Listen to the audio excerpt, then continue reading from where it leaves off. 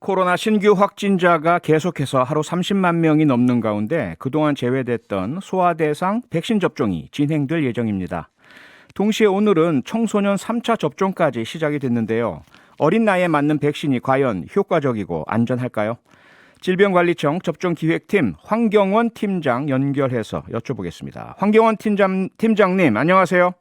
네, 안녕하세요. 네, 만 5살, 5세부터 11살, 11세까지죠. 소아대상 백신 접종 언제 시작하는 겁니까? 네, 5에서 11세 소아대상 코로나19 기초접종은 오늘 저희가 세부적인 접종 계획 발표드렸고 사전 예약은 3월 24일 목요일부터 접종은 3월 31일 목요일부터 시행될 예정입니다. 네, 접종하는 백신 성인에게 접종하는 것과 똑같은 것입니까? 아닙니다. 5에서 11세는 소량으로 별도로 제조된 화이자 백신을 사용합니다. 이제 가장 큰 차이점이 항원량이라는 건데, 네. 소아가 어린 아이고, 그리고 이제 접종의 안전성을 고려해서 이제 어른들 백신이 30 마이크로그램이라면 이제 10 마이크로그램으로 3분의 1 수준의 항원을 포함하고 있습니다. 네. 그리고 이 백신에 대해서 간단하게 조금 말씀드리면, 예. 지난 2월 23일에 식품의약품안전처가 품목 허가를 했고, 오늘 네. 저희가 초도 물량 30만 회분을 인천공항을 통해서 받았습니다. 네. 성인들은 이미 한참 오래 전에 백신 접종을 시작했는데 소아 백신 접종 이제야 시작한다는 거 지금 말씀하신 것처럼 검사, 승인, 그리고 배송 이것이 지금 됐기 때문인가요?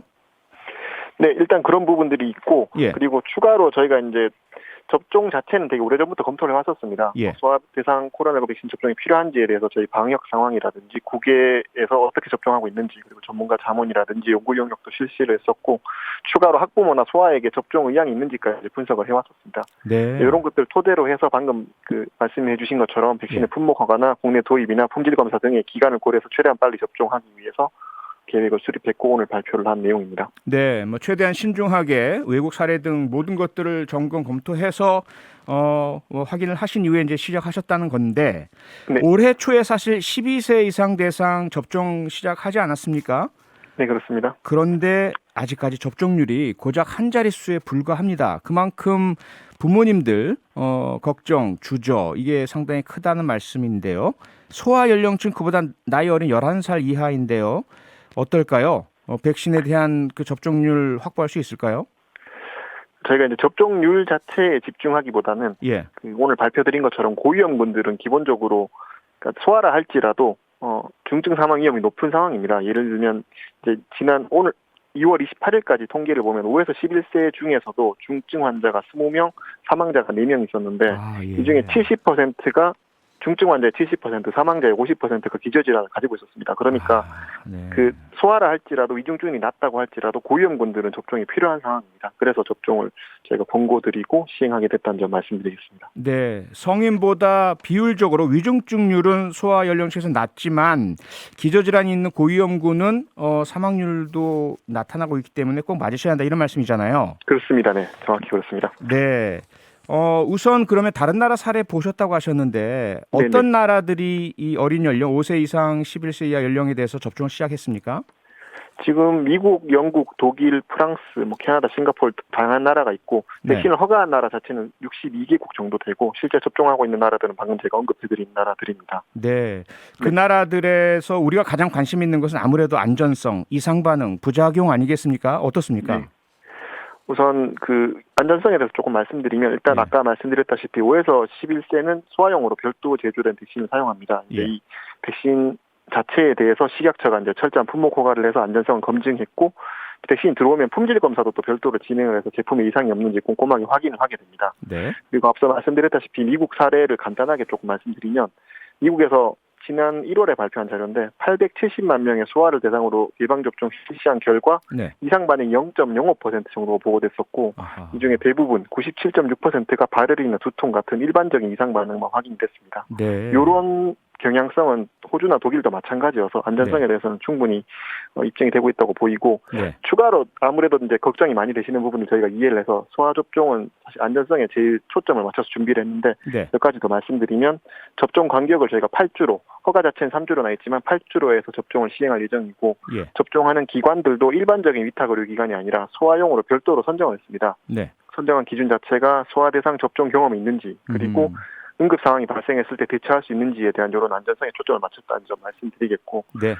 제일 걱정하시는 게 진짜 발생하면 어떻게 할 거냐라는 그렇죠. 부분에 대해서는 네. 저희가 조기에 인지하고 대응하기 위해서 예. 접종에 참여한 모든 아이들에게 일정 기간 동안 주의사항과 안내사항에 대해서 조치사항에 대해서 안내해드리고 초반에는 특히나 좀 조심해야 되기 때문에 저희가 이제 능동감시라는 이름으로 네. 조금 더 철저하게 건강 상태, 일상생활에 문제가 없는지까지 확인을 해가면서 접종을 진행하도록 하겠습니다. 네.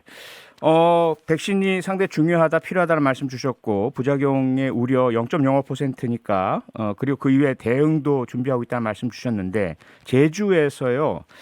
12개월 된 영아가 코로나에 감염되어서 숨졌다라는 안타까운 소식이 들립니다.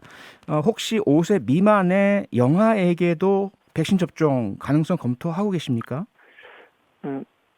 저도 그 이야기를 듣고 안타깝게 느꼈지만 아직까지 네. 국내에서 5세 미만 아이들에게 접종 가능한 백신이 없습니다. 그래서 현 단계에서는 5세 미만에 대한 접종을 검토하고 있지 않습니다만 네. 다만 이제 기사를 통해서 많이 보셨겠지만 미국에서 이 부분을 검토하고 있는 상황이라서 저희도 미국의 동향이든지 백신의 허가 여부 등에 대해서 계속 모니터링하고 있고 네. 국내에서도 접종이 필요한지에 대해서 지속적으로 살피고 있습니다. 네.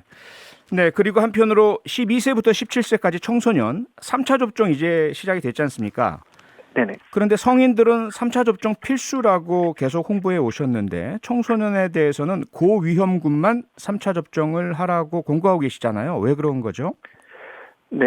우선 그 접종 자체의 필요성에 대해서 간단하게 말씀드리면 WHO가 최근에 그 오미크론 유행에도 불구하고 그 코로나 백신의 기초 접종과 부스터샷이 적극적으로 필요하다라고 말씀을 하셨고 네. 특히나 고위험군에 대해서는 접종이 매우 중요하다고 강조를 하셨습니다. 이는 성인, 청소년 모두 동일하게 해당하는 부분입니다. 네. 결론적으로 말씀드리면 접종 자체는 고위험군뿐만 아니라 모두에게 청소년이라 할지라도 접종에 이득이 있는 것으로 판단을 하고 있습니다. 아하, 네. 다만 그 중에서도 고위험군의 경우에는 이제 감염 시 중증 위험이 높다는 점이 있고 그리고 3차 접종 자체가 식약처 허가는 12세 이상으로 나 있습니다. 12세 이상의 중증 면역 저하자로 나 있기 때문에 이런 허가 사항까지 감안해서 네. 어른들은 필수적으로 접종하시고 청소년은 제가 고위험군 권고하는 걸로 준비하고 있다는 점 강조드리겠습니다. 네, 우리 학생들, 청소년들이 스스로가 고위험군에 해당하는지 어떻게 확인할 수 있을까요?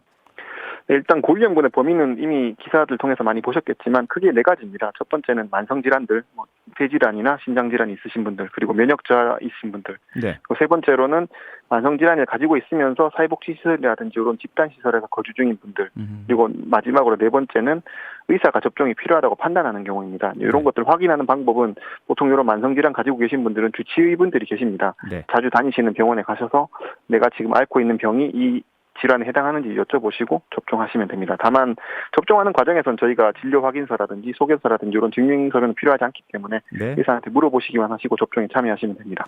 네, 오늘 말씀은 여기까지 듣겠습니다. 고맙습니다. 네, 감사합니다. 황경원 질병관리청 접종기획 팀장이었습니다. 평일 저녁 6시 5분에 여러분을 찾아갑니다. MBC 라디오 표창원의 뉴스 하이킥.